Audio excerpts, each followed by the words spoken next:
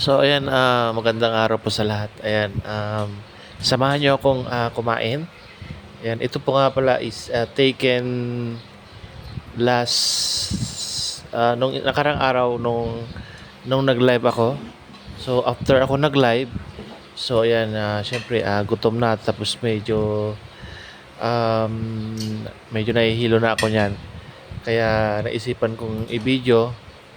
Ayan, ayan ganyan po ako kumain pag nakaupo ako kasi mostly talaga is nakahiga ako kumain. So ayan, masarap po yung ulam natin diyan, tuyo. Ah, so yan po yung naihanda po ni Mrs. na ulam namin. So ayan, makita nyo dyan habang kumakain ako is umiinom ako ng tubig kasi yun kasi yung way ko para maibsan kaagad yung hilo ko. Kasi pag ganun kasi na sobrang init talaga is yung tapos medyo pagod ako kaya kailangan medyo bilisan ko yung pagkain ko para magkaroon ako ng energy. So ayan, ang sarap po ng tuyo. Ano pa, malutong. Ayan. So shout out nga pala sa ating mga um, solid na followers and mga subscribers, mga viewers, sa ating mga kababayang mga OFW. Maraming salamat sa support. And ayan, gusto ko din pala i-shout out ang ating kaibigan si George Febrada. Ayan. Shout out sa iyo, bro. And salamat sa support. Yan, parehas ko din po na SCI, spinal cord injury. Ayan, salamat sa support. So,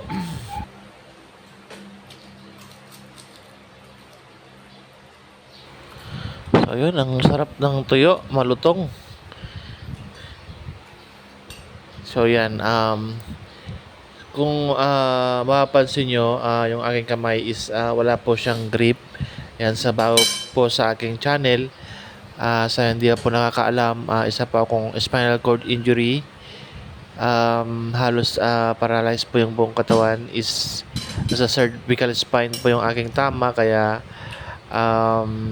wala pong lakas yung aking mga kamay. Ayan, wala po siyang grip. Pero sa ganyan kasi na strategy, ayan, na ano naman hindi naman nalalaglag yung kutsara. Kung parang iniipit ko lang siya. So dati meron din akong gamit na um, universal cuff. Yung nilalagay sa kamay tapos sinusuot yung kutsara doon or tinidor para makakutsara or makakain ng mag-isa. Pero sa aking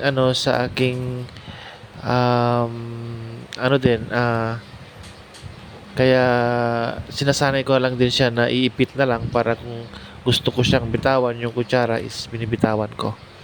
So ayan, may pakindat-kindat pa ako diyan pero sa totoo lang is medyo nahihilo pa talaga ako diyan is and then nainitan ako. Kaya yun, yan. Patapos na akong kumain dyan and then pinapakiramdaman ko kung kaya ko pa yung init at saka yung hilo ko. Total, nakakain naman na ako. Kaya yun. So, tinatansya-tansya ko muna yung aking pakiramdam. So, sa mga kagaya ko na SCI, laban lang po tayo. Lalo ngayon, ang init talaga.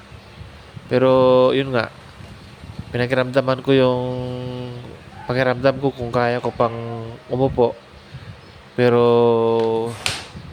hindi talaga kinaya kaya nagpahiga na lang ako kay Mrs. And then, yan. Yan po ang kasunod na nangyari. So nagpahiga na ako tapos nagpunas-punas na ako ng towel na nabasa. So ayan, maraming salamat